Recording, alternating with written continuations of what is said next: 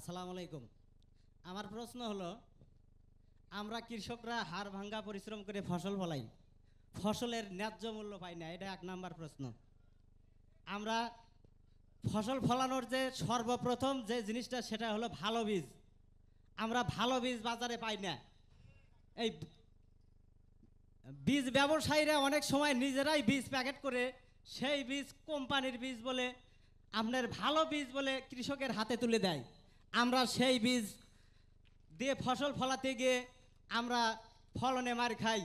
ভুট্টা হবে 50 মন, সেই ভুট্টা আমরা এবার ফলন পেয়েছি 18 থেকে 20 মন। আমার আমার আমার প্রশ্ন হলো, আমরা ফসল ফলাতে যেন ভালো বীজ পাই, কোনো দোকানদার যেন আমরা কৃষকদেরকে না ঠকায়, এদিক দিয়ে সরকার প্রধান যেই হোক সে যেন এদিকে খেয়াল রাখে।